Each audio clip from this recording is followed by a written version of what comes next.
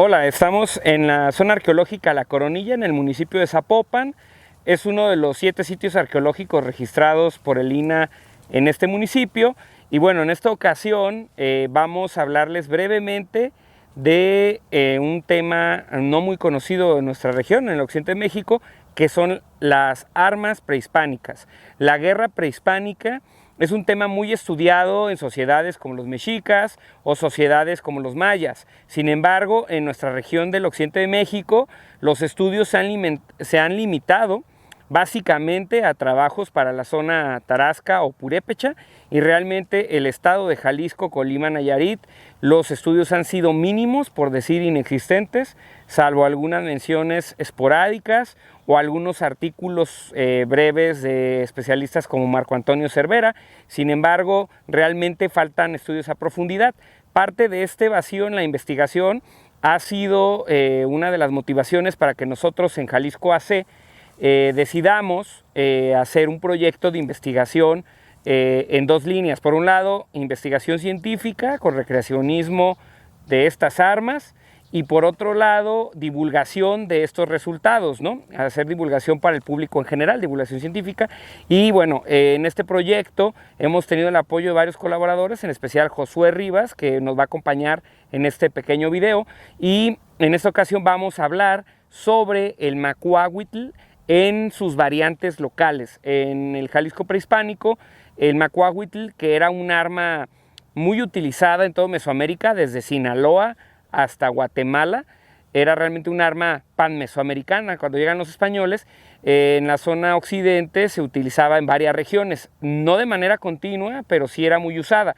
Y en el caso tonalteca tenemos una variante muy específica, la cual no había sido anteriormente descrita.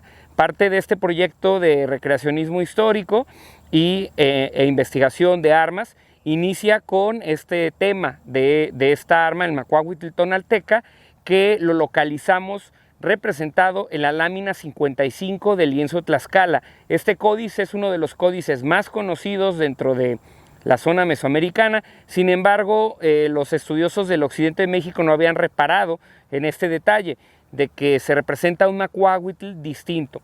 Las características técnicas, bueno, se las describirá un poquito Josué, pero basta señalar que es un macuahuitl con punta, con doble biselado y con un pomo esférico, lo que le da una dinámica, una mecánica muy distinta al macuahuitl mexica o clásico que se conoce en las fuentes del centro de México. Sabemos que no es un error del tlacuilo o de los copistas, porque es la única arma representada así en todo el códice, y es muy específica. Además, las fuentes, como las cartas de relación de Ñuño Guzmán y de otros conquistadores que lo acompañan, mencionan que los tonaltecas eran especialmente diestros en el uso del macuahuitl.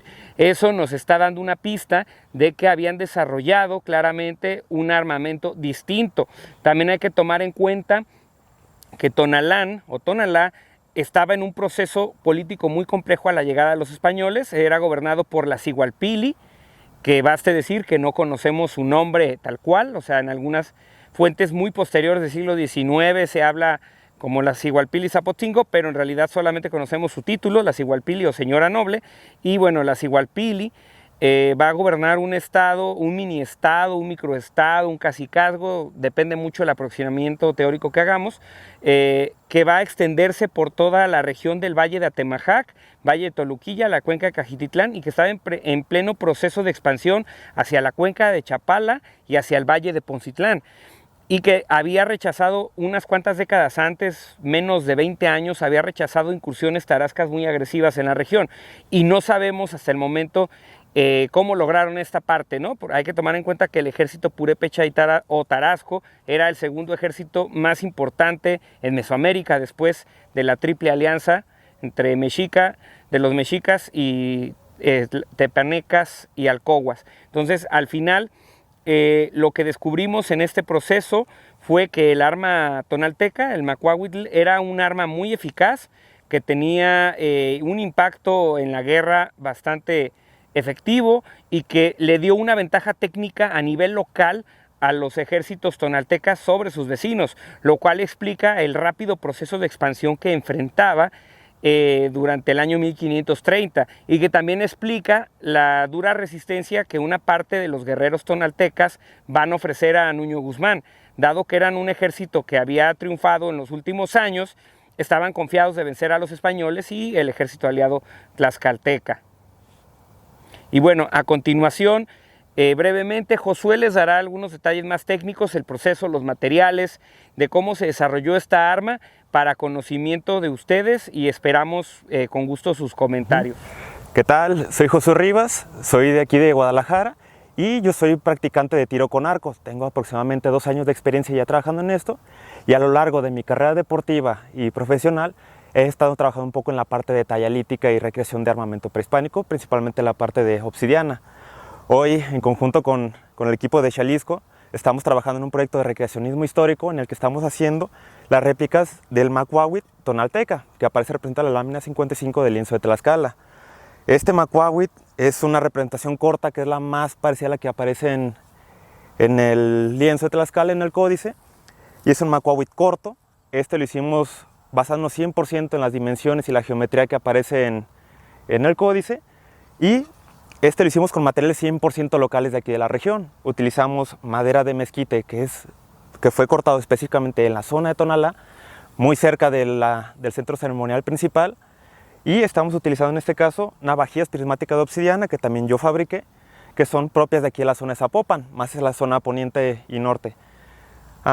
Este fue un proyecto bastante complejo, o sea, en primera porque no tenemos nada estudiado sobre el arma como tal, entonces fue crear todo, un arma completamente nueva, o sea, a pesar de que ya tenemos representaciones parecidas en el centro, tuvimos que crear un arma que era muy diferente por la forma que tiene en la base aquí de la punta, también en la parte del pomo, que es un poco diferente al del centro.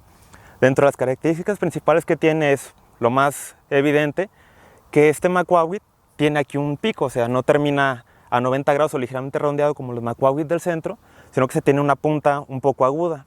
Y también que en la parte acá de la empuñadura y del pomo, este es completamente sólido, o sea, no es como los del centro que suelen tener aquí la perforación para poder ser amarrados aquí a la mano. Dentro de los descubrimientos que hicimos al tener ya las réplicas físicas de este arma, es que el balance es muy diferente al del centro. Tiene un balance un poco más neutral hacia la parte del pomo, lo que nos da un poco más de agilidad a la hora de maniobrarlo, tanto la versión corta como la versión larga. Y esto pues, nos da como una pinta de cómo podría ser el uso que tendría esta arma a la hora de ser utilizada en combate. Algo que mencionaban mucho también en la parte de los españoles en las crónicas de Nuño de Guzmán es que además de ese macuahuitl se utiliza un macuahuitl largo, un macuahuitl mandoble de aproximadamente 1 metro de largo. De hecho aquí tenemos la réplica, ahorita se las voy a mostrar en un momento, pero es básicamente la misma cosa a final de cuentas.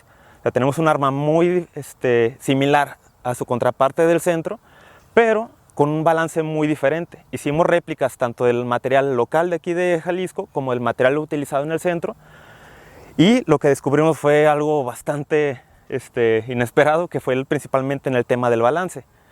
Como les comentaba, tanto en esta versión que es de mezquite como en la versión de pino, que fue lo más parecido que tuvimos al material que se utilizaba en el centro, es que el balance es bastante similar tanto en uno como en otro, a pesar de que el peso físico se aumenta de un arma a la otra. Esta arma de mezquite es más o menos entre un 15 a 20% más pesada que el arma de pino, pero mantiene un balance muy similar uno al otro.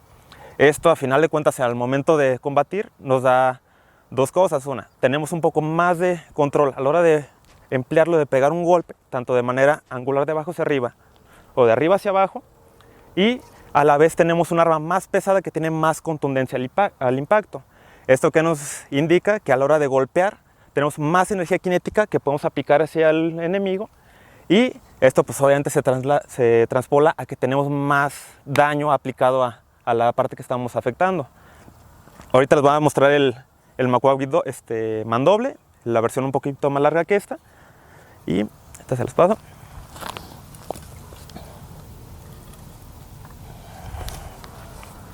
Sí. Y pues bueno, este es el macuahuitl mandoble, la versión tonalteca. Es un poquito más largo que el que les acabo de mostrar. Este mide aproximadamente 1 metro de largo. Y también hicimos la versión de pino, y este es de mezquite de tonaltecas. Este es lo más parecido a los materiales que se hubieran utilizado hace más de 500 años. Entonces, esta arma ahorita la tenemos inhabilitada, no tiene las navajillas prismáticas colocadas en sus bordes, Pero dentro de lo que encontramos también con esta arma es que su balance sigue siendo muy neutro, muy parecido al Maquahuit de versión corta, el que es aproximadamente 60 centímetros. ¿Esto qué nos ayuda? O sea, tenemos un arma muy controlable, tanto al golpe como al regreso, y que se puede utilizar con una sola mano, a pesar de ser un arma demasiado larga, caso que en la contraparte del centro, del Maquahuit más de estilo mexica, el balance está un poco más cargado hacia la punta. Esto que hace que tengamos una energía más fuerte hacia la rotación, porque tenemos nuestra masa más lejana a nosotros, y es más fácil que el Maquahuit se desprenda de la mano a la hora de utilizarlo.